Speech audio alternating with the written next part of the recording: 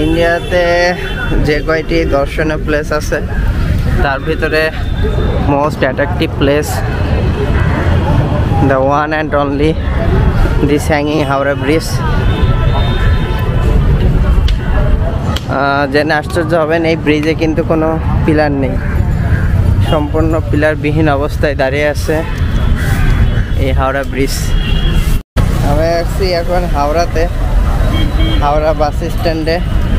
হাওড়া কিন্তু কলকাতা হুগলি নদীর ওই পারে অবস্থিত।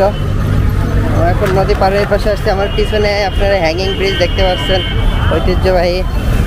এটা দেখার জন্য বাংলাদেশ থেকে অনেক টুরিস্টরা আসে।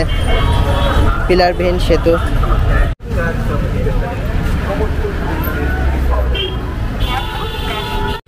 আপনি যদি কলকাতা ভ্রমণে আসেন আর এই হাওড়া ব্রিজে দেখে না যান, তাহলে জীবনে আফসোস করবেন অনেকটা। অসাধারণ স্থাপত্যকলায় তৈরি।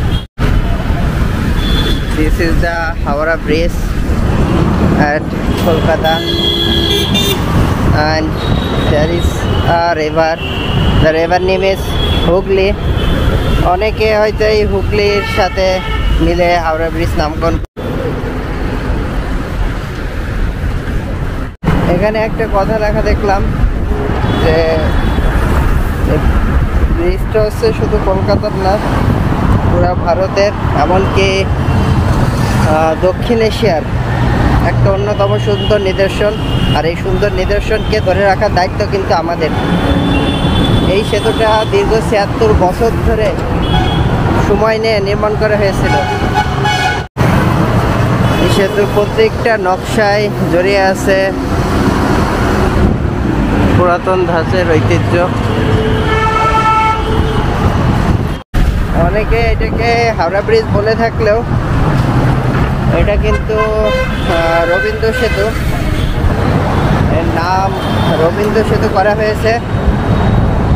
আর ঠিক এই হাওড়া ব্রিজ, পুরাতন ধাঁচের এই ব্রিজের থেকে আরেকটু সামনে যে অন্যদিকে তাকালে আবার আধুনিকতার ছোঁয়া পাওয়া যাবে। বিদ্যাসাগর সেতুর দিকে তাকালে এই রবীন্দ্র সেতু বা হাওড়া ব্রিজটি হুগলি নদীর তীরে অবস্থিত। আর এখান থেকে দূরে যে সেতুটি দেখতে পাওয়া যায় সেটা হচ্ছে বিদ্যাসাগর সেতু। আধুনিকতার ছোঁয়ায় গড়ে তোলা হয়েছে বিদ্যাসাগর সেতুকে। আর বিদ্যাসাগর সেতুর থেকে যেমন হাওড়া ব্রিজকে দেখা যায়, তেমনভাবে হাওড়া ব্রিজ থেকেও বিদ্যাসাগর সেতুটাকে দেখতে পারবেন আপনারা।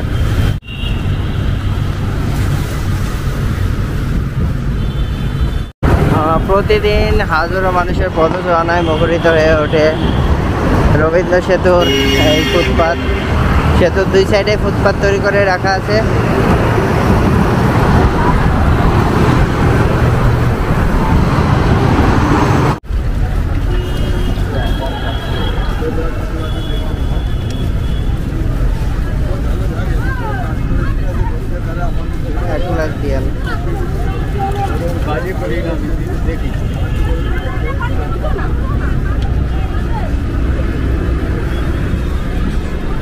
This is only 10 rupees. Howrah ব্রিজের এখান থেকে সোজা চলে গেলে এমজি রোডে চলে যেতে পারবেন।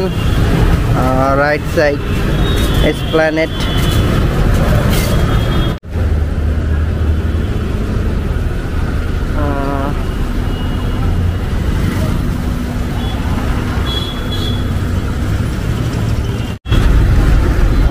কলকাতার পুলিশকে যথেষ্টই আন্তরিক মনে হলো। এখানে হাওড়া ব্রিজের উপরে ছবি তোলা নিষেধ, ভিডিও করাও নিষেধ। আমি তো ভাবছিলাম হয়তো ফাইন টাইন দেওয়া লাগে কিনা, দেখছি উনি কিছু বললো না, বললো যে তোলেন, সমস্যা নাই, যেহেতু নিষেধ, কোথা থেকে আসছেন। এই তো।